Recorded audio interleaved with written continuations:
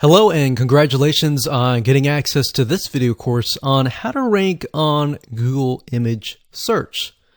So this is video number 1, which is the introduction and of course getting started.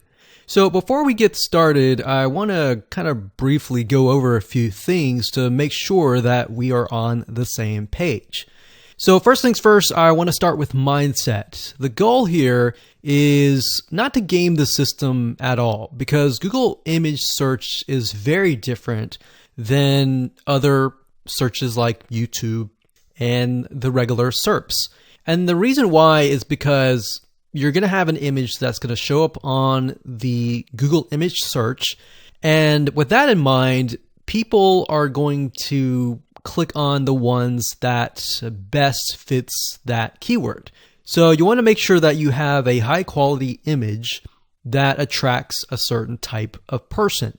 Now, whenever you sell a product, you have to think, okay, so if I attract a certain type of person via an image, then from that point, what is their next step, right? Are they going to do more research, or how are you going to funnel them into your funnel, essentially? So before you can do any of that, you really need to put yourself in your prospect's shoes. They all have different reasons from buying from you. So your goal is to try to understand what they are. Can you do that? So now what I want to do is talk about the video course itself, kind of give you a quick overview of the course itself.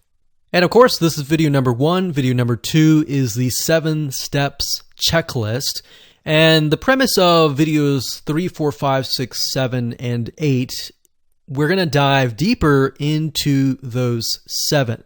And these are 7 different variables that are very crucial and very important in trying to get your images ranked on the Google image search. Now, this is not an exact 100% guarantee system, but this is just based on what we have seen and over the years. Video number 3 is wrapping content. Essentially what that means is the content that surrounds the image that's on the top, that's after it, before and after, and all that. The content there is crucial, and it really needs to describe the image in a better light so that you attract the right person. So that way Google knows exactly what that image is about. Video number 4, we're going to talk about file format and why that is important. Video number 5, we'll talk about image size. And something that you're going to notice is, depending on the niche, different sizes can change. And you may notice that Google likes specific image sizes. So depending on your niche and depending on your research, which I'll show you step by step, you're going to need to figure out how to resize them.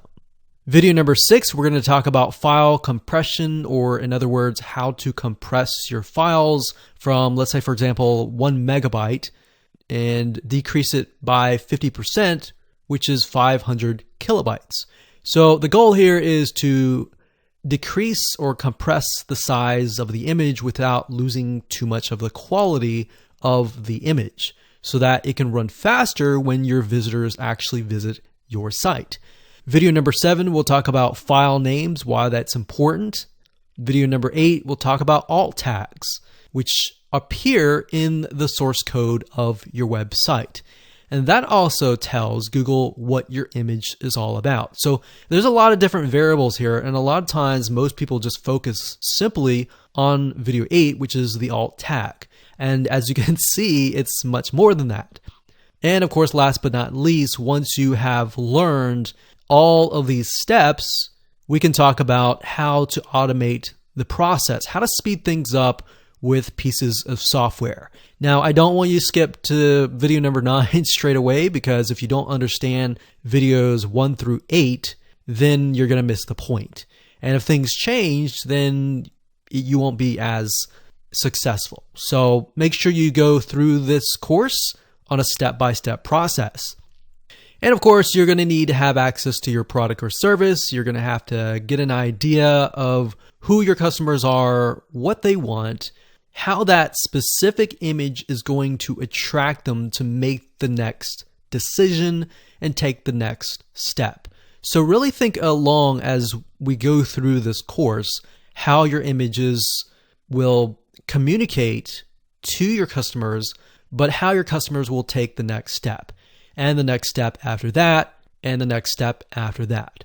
All right, so with that said, let's move on to video number 2.